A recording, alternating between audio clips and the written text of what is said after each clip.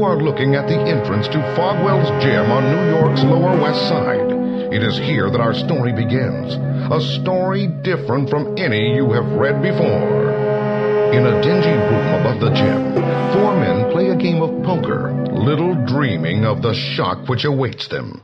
Come on, Porky. We haven't got all day. The fixer may be here soon. Keep your shirt on, Sam. I don't rush for anyone. Who do you think you're kidding? You know, when the fixer snaps his fingers, we all hop if we want to stay healthy. Sam's right. Anyhow, I'm bushed. Let's knock off for a while until... Hey, what's that noise? For the love of Pete, what do you call that? You're in the wrong place, Buster. We don't use costumed wrestlers here. I've seen nutty get-ups, but that one takes the cake. But look at his build. Hang around, fella. Maybe the fixer can use you. Hey, that guy's here looking for trouble. The fixer won't like that. I intend to do just that. When I'm through with the fixer, he'll never be able to use anyone ever again. Must be some kind of nut. Toss the costume clown out on his ear, Porky. It'll be a pleasure, boys. I can use the exercise. Hey, what the? If it's exercise you want, fatso, you've come to the right guy. Stop! Cut it out! Let go! I'll be glad to, little chum. There, is that what you wanted? Mister, you just bought yourself a big pack of trouble. Wait till I grab that gun. Sorry, playmate. You'll have to move lots faster than that. If you're grabbing a gun, I guess I can use a simple little billy club. There, no sense wasting expensive bullets on a nobody like me. You punk! I'll fix it so you never make another wife crack again! Bite your tongue, Porky. Think what a loss that would be to the world. Stop wasting your time, Porky. I'll take care of that crumb my way. Don't bet on it, pal. Surround him. He can't stand all of us at once. Now's our chance while he's catching his breath. Get him! You fellas sure have a funny way of making a stranger feel at home. In fact, if I didn't know better, I'd begin to suspect that I'm not really welcome here. Okay, mister, we've had it. Now who are you and what do you want? It ain't possible. Nobody can fight like that. You must do it with mirrors. Now that playtime's over, I'll hang around until I find the fixer. As for who I am, you can just call me Daredevil. The year is 1950, as the prize fighter known as Battling Murdoch talks to his 8-year-old son, Matthew. But I don't want to study now, Dad. Why can't I go out and play ball with the kids? I can study later on. No, Matt. You'll do it now. You'll study every chance you get, here? I promised your mother before she died that I wouldn't let you grow up to be an uneducated pug like me. You're going to amount to something, Matt. But I want to be like you, Dad. I'm proud of you. You're the greatest. Don't say it, boy. I'm past my prime. I've no future. Nothing I can do but become a punching bag for younger men. But I won't let that happen to you. You're gonna study. Become a lawyer or a doctor. You'll be somebody. There's somebody that I can never be. Now go back to your room, son, and get busy with your books. Okay, Dad. As the years roll by, Matt Murdoch does his best to live up to his father's dream. He becomes top student in his class, forsaking all sports, all athletic activities, although his heart aches for the thrills of the baseball diamond and the gridiron. If only Dad would let me try out for the team. I'd be as good as any of them. I just know I would. But I can't go against his wishes. I can't defy Dad after all he's done for me. After all his sacrifices, I've got to be the son he wants me to be.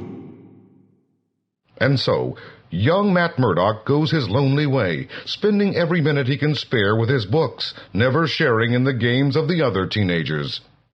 The kids are Indian wrestling. If only I could go down and join them. No one can be as cruel as an unthinking youth. It is only a matter of time before the neighborhood kids make up a nickname for Matt, a name he will long remember. Well, well, if it ain't old Daredevil himself. Hi, Daredevil, be sure you don't tire yourself out turning all those heavy pages in your school books. They're laughing at me. They think I'm a sissy. Then, when he reaches his room, Someday I'll show them. I'll make them eat those words. I'm as strong as any of them, as rugged as any of them. And I'll prove it. Someday I'll prove it. his anger boiling within him, the resentful youth strikes out at his dad's punching bag with the pent-up fury of a thunderclap. The day will come when no one will ever laugh at me again. When, hey, I knocked the bag clean off. Then, after repairing the clasp, What a numbskull I am. Why don't I do this every day, just to keep in shape? it is only natural that the son of battling Murdoch should take to vigorous training the way a duck takes to water. And so, in the months that follow, while his dad is out of town on the boxing circuit, barbells, rope skipping, cable pull, the bag, rowing machine, the bike. But no matter how hard he trains, the determined teenager never forgets the goal he has set for himself. How were things at school while I was away, Matt? Everything all right, son? Guess so, Dad, if you call straight A's all right. Matt, I know how tough it's been for you while the other kids were out playing and having good times. But the day will come when you'll thank me, boy. You're going to amount to something, just the way your mother would have wanted you to.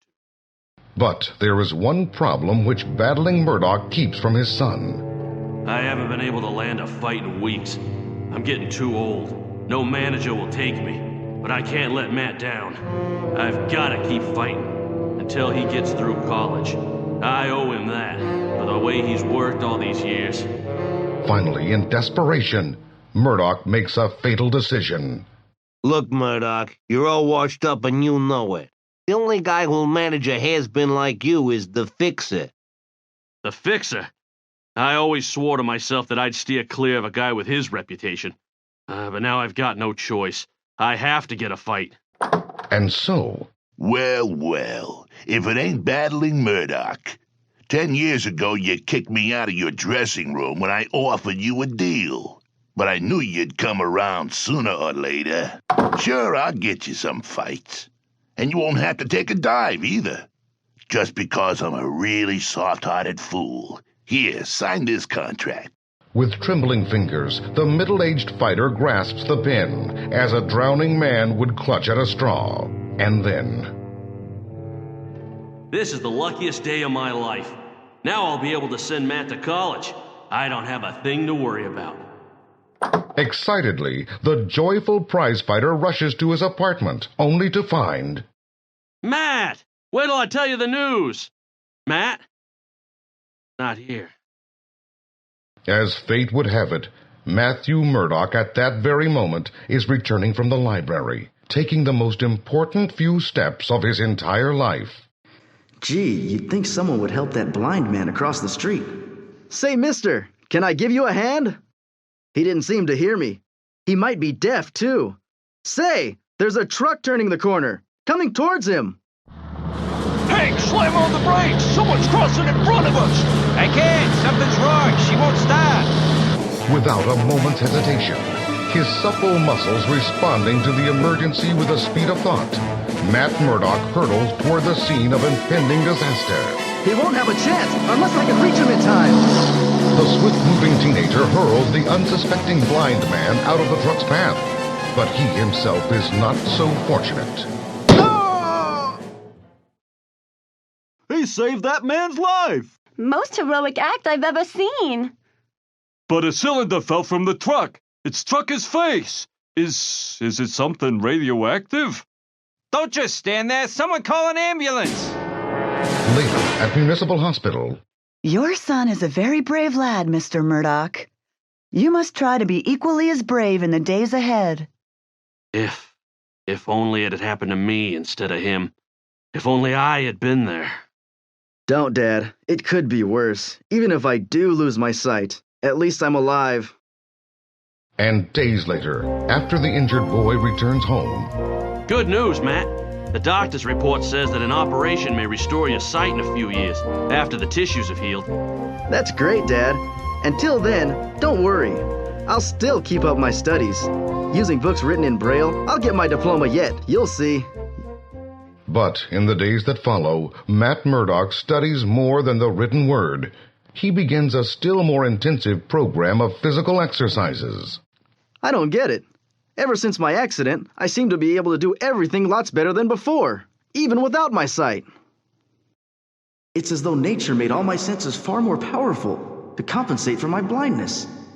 I wonder, could the radioactive elements which struck my eyes have anything to do with my increased powers? Stranger things have been known to happen. But whatever the explanation, it is a supremely confident, self-assured Matt Murdock who finally graduates from high school and is eagerly accepted by the director of admissions of State College, where we find him sharing a dormitory room with his new buddy, Franklin Foggy Nelson. Matt, you old hound dog, how do you do it? I study like a demon, but you just breeze through the courses with all the top grades. I guess my dad deserves the credit, Foggy. He had me study so hard when I was younger that it all seems to come easy to me now. And I wouldn't be surprised if that radiation I absorbed in the accident doesn't have something to do with it too. Everything seems easy for me now. All my senses are razor sharp. My hearing is so acute that I can tell if someone's in a room with me just by hearing the heartbeat. And I never forget an odor once I smell it. I could recognize any girl by her perfume, or any man by his hair tonic. Even my fingers have become incredibly sensitive. I can tell how many bullets are in a gun just by the weight of the barrel. While my sense of taste has become so highly developed that I can tell exactly how many grains of salt are on a piece of pretzel. But my most important new ability is in the form of a built-in radar that I seem to have developed. It enables me to walk anywhere safely without bumping into anything. I feel a strange tingling sensation when I approach any solid obstacle, warning me which way to turn. Say, son, want any help crossing the street? No thanks, I can make it. Little does he suspect I can cross more safely than he can, for I have every one of my remaining senses working at absolute peak capacity. Meanwhile, the career of battling Murdock takes a surprising turn. Here's your dough, Murdock. Keep it up and you may be champ someday. I can't believe it, Fixer. It all seems like some kind of miracle. Then, after Murdock leaves... Wait till the old fool finds out that all his fights were setups. You paid his opponents to take a dive. Sure, I did it to give Murdock a build-up, to draw the crowds. But he'll learn the facts of life in his next fight. That's where I get him to take the count. And a few days before battling Murdock's latest fight... Footsteps.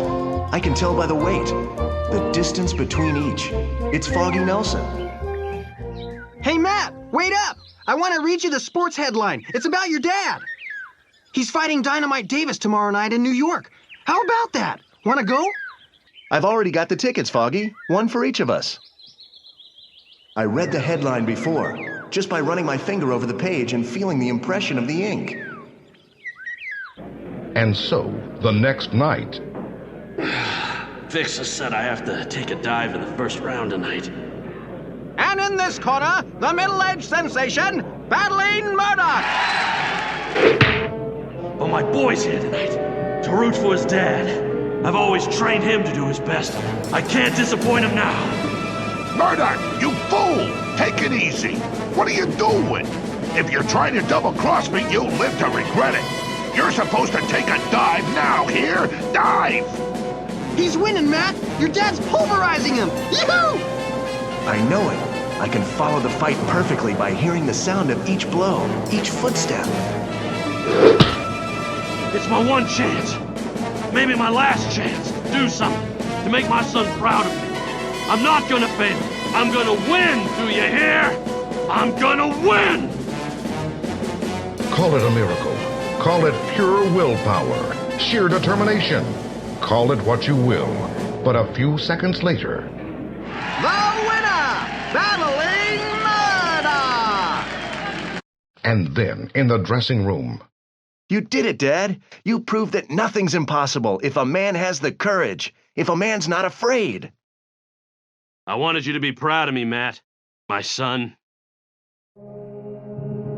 But in the back seat of a dark sedan which quietly pulls away from the stadium... Nobody double-crosses the fixer. You know what to do, Slade. Yeah, boss. I know what to do. A few minutes later, as Matt's happy father leaves the gym... No matter what the fixer does, I won't care. My son is proud of me. Nothing can ever change that now. Suddenly, the sharp explosive sound of a gunshot destroys the silence of the night and ends one man's reverie forever. Within seconds... It's Battling Murdoch. He won the big fight tonight. Somebody must have been awfully sore about his victory, and we're not going to rest until we find out who. Nothing I can do for him. It's too late. Later, after a grieving Matt Murdoch has heard the tragic news... You've got to snap out of it, Matt. Pull yourself together, fella. That's what your dad would have wanted. We'll be graduating soon, and my dad's setting me up in a law office. I want you to join me, Matt, as my partner. Finally, the big day arrives. Graduation. Matthew Murdoch, I'm especially proud to congratulate you for being chosen class valedictorian. You've proven that an alert mind and strong will can conquer any obstacles. Thank you, sir. And he's gonna be my partner. Boy, can I pick him. The next day in New York. We're in business, Matt. With your brains and my dad's money, nothing will stop us. Come on and meet the secretary I hired. My name is Karen Page, Mr. Murdoch. I hope you'll be pleased with me. Her voice is like music. From the sound, she's 5'4", young, and I know she's lovely. Later that night, in the furnished room Matt has rented near the office. I'll never be able to concentrate on my law work until Dad's murder is finally brought to justice. But years ago, I promised Dad that Matt Murdoch would use his head, never become a fighter, never depend on my strength the way Dad did. I can't break that promise I made. And yet, with my agility, my extra sharp senses, there's so much I could do. I can't let all my powers go to waste. Wait, I have it. I'll see to it that Matt Murdoch never does resort to force. But somebody else will. Somebody totally different from Matt Murdoch. All I need are some old shirts which I can stitch together. I'm no Betsy Ross, but I should be able to handle this. Lucky my touch is so sensitive. I can even blend the colors, for each colored fabric has a different feel to me. A few hours later... There. Whenever I don this costume, I'll no longer be Matt Murdoch. But I'll need a new name. What if the kids in the old neighborhood could see me now? The kids who taunted me, called me Daredevil. Wait, that's it! Daredevil, they called me. But they meant it as an insult. Well, that's who I'll be. The name is perfect. The costume is tight enough to wear under my clothes if need be. I'll just make a few finishing touches on the headpiece. When I'm through, Daredevil will be recognized anywhere. Even though I don't need it, I'll continue to carry a cane as Matt Murdoch. That gives me another idea. That cane would make a great weapon for Daredevil. Through the long night, the unseeing man works. His super-sensitive fingers molding and manipulating his cane far more precisely than any normal craftsman might do it. I'll hinge it in the middle, design a sheath for it. It'll be the perfect all-purpose weapon. It's perfect! I can use it 100 ways. And now for the job at hand. I've got to bring my father's murderer to justice. Tomorrow's Saturday. The office will be closed, so I'll start in the morning. And I know just where to begin. And so... Dad's manager was called the Fixer. I have a hunch he deserves that nickname. How confident Confidently, that blind young man walks through the street. Unerringly guided by his Adam-induced radar sense, Matt Murdock reaches his destination. This will be Daredevil's first test. Now to change clothes in an alley and see if I'm as good as I think. And so we return to the present, as our Daredevil saga continues. Now, do you take me to the fixer or... Or nothing. We've had it, fella. Just hang around. He'll be here any minute. Somebody asking for me? What do you want? Hey, boss. Dig the getup on that clown. He looks like trouble to me, Fixer. Want we should lean on him a little? My associates don't seem to like your looks, mister. You better talk fast. From the heavy tone of his voice, he's beefy, rough. I hear breathing on each side of him, so the other two must be flanking him. Correction, Fixer. You're the one who's going to talk. I want to know what arrangement you had with Battling Murdock. Battling Murdock? What's that to you? It ain't healthy to mention him around here. You must know something, boss. I'll take care of him. The sound of a suit jacket being drawn aside. Fingers touching a metal object. Must be a gun butt in a shoulder holster. The sound of his breathing, the telltale click of the pistol safety release are all I need here to pinpoint my target. And the almost inaudible sound of my cane cutting through the air is like a loud radar beep to my super-sensitive ears. I was right all the time. My senses are so ultra-keen that I can do anything a man with eyesight can, and do it better. I'll sneak up on him from behind. Hey! He swung around just in time. How'd you know I was behind you? That's my secret, pal. No matter how softly he crept up behind me, his muffled footsteps sounded like heavy drum beats to me. Rapid footsteps hurrying away from me. He's trying to escape. Hold it, Speedy. I haven't dismissed the class yet. How does he do it? He doesn't miss a trick. Now let's all settle down for a nice talk. Unless you'd like another session with me. Look, you. Quiet. I'll handle this. I'm still the boss. Mr. Whoever you are, you're in a mess of trouble. You're not getting away with coming here and roughing us up. We got laws to protect innocent people. Sam, call the cops. The sound of a hand picking up a receiver. Oh, this is almost too easy. Yow! Fixer, I suspect you were responsible for the death of Battling Murdock. Why don't you confess now and save us all a lot of trouble? You're nuts. I had nothing to do with it. I got a perfect alibi. I have another power I wasn't even aware of. I can hear his pulse rate. It's speeding up, indicating he's lying. My super sense of hearing is like a built-in lie detector. Maybe you do have an alibi. Maybe yours wasn't the finger that squeezed the trigger. But you gave the order, didn't you? No, stay back. Stop him, you guys. Don't let him get me. He knows too much. He might even know I'm the murderer. I can't take any chances. And so intent is Daredevil upon listening to the Fixer's pulse race to determine if he is the guilty man, that his ultra-sharp hearing sense reacts a fraction of a second too slow, and... It was me, but you'll never be able to do anything about it. Behind me, someone... A normal man with all his senses might be doomed in such a situation. But the moment the fearless Daredevil feels himself hurtling into space, his super keen ears catch the rustling of a flag as his lightning-fast reflexes go into action. A flagpole alongside me. Only one chance. Pressing the hidden stud which releases his cane handle at the same split second as he lunges out, he stops his fall in midair. Got it! From here on in, it's all a breeze. Now then, gents, where were we? He's back! Meanwhile, at the other side of town... Funny, Matt doesn't answer. Maybe he's still asleep.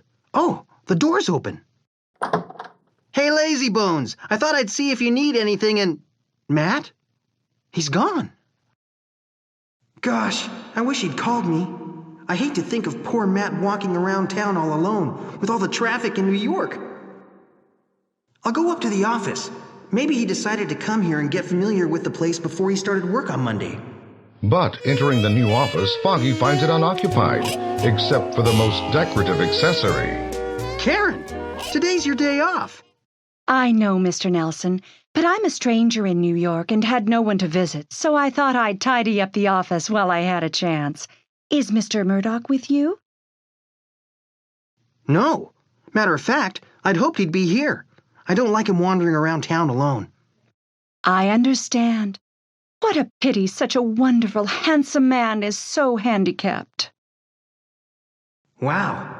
I'd sure like to hear her talk about me in that adoring tone of voice. Don't let his blindness fool you, Karen. He's still the smartest, most capable, most courageous fella I know.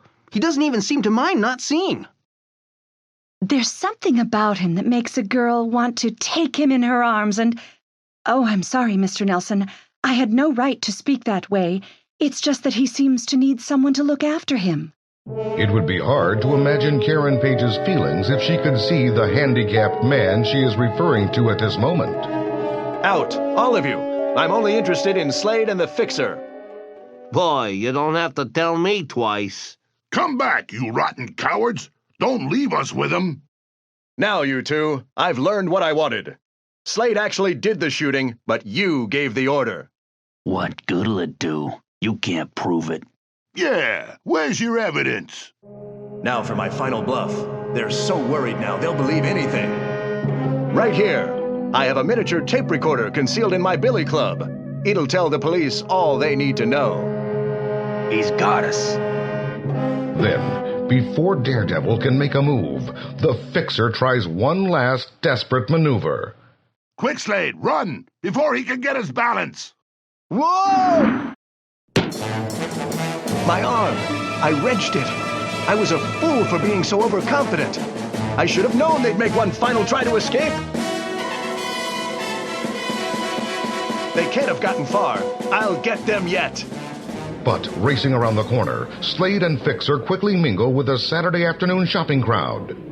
He'll never find us now, in the middle of this crowd. Just the same, keep moving. There's no telling what that guy can do. Meanwhile, I can still smell the traces of the Fixer's cigar smoke. I can follow the scent like a bloodhound, but I'll be able to get around easier in the crowd without a costume. I'm glad his cigar is a strong one. He might as well be telling me where he is, but he doesn't know it. I hope they're staying together. I want to bring them both to justice. The cigar scent is stronger now. I'm almost to them. Slow down, Slade. We're safe now. He's nowhere in sight. Guess you're right. No one near us now but that blind guy. We've lost him for sure. Come on, we'll duck into that subway station across the street and get off at Penn Station. We'll be out of town in an hour. That's what they think. Hey, did you see how fast that blind guy pushed past us? Who cares? We got our own problems. Their footsteps are getting closer. I'll just make it. Going somewhere, boys? It's him. It ain't possible. Separate! He can't get us both! I was afraid they'd try that. I can tell by the unbroken sound of Slade's footsteps. There's no one between us, so it's safe to throw my cane! Good. He's tackling Slade. That means I'll escape. Ugh! Blasted! He tripped me with that infernal stick of his! That'll slow him down while I go after the Fixer. He's too far ahead. I need something to help me catch him. This waste paper basket that I'm touching. Perfect! This rolling steel is making such a racket that I can't hear his footsteps, but I can easily detect the scent of his cigar. He's gonna get me! He's gonna get me! My heart! Can't breathe! Oh! No pulse. No heartbeat. Seems like a heart attack will save the state the expense of a trial. What's going on here? Transit police. Just what the doctor ordered. And so is this incoming train. Follow me, boys. I've got a little job for you. Don't you know enough to stay where I left you? Ugh. Now for my last bluff. The Fixer just told us everything, Slade. He's innocent. You are Murdoch's murderer. The dirty crumb. He's not gonna wiggle out of this. He's as guilty as I am. I only pulled the trigger, but he gave the orders. Hear enough, boys? We sure did, but... Wait, who are you? The name's Daredevil. Remember it. You'll be hearing it again. I promise. Matt! Say, I was worried about you, fella. Where have you been? Just out for a walk, Foggy. I'd have been here sooner, but as you know, I can't get around too fast. We just had a call, Mr. Murdoch. An accused murderer named Slade. He wanted to know if we'd defend him. But I turned him down. From the police report, I was convinced he's guilty. Hope you don't mind, Matt. Mind? No, I don't mind at all. Not a bit. Not one single bit. Dad, wherever you are, I kinda hope you're resting easier now.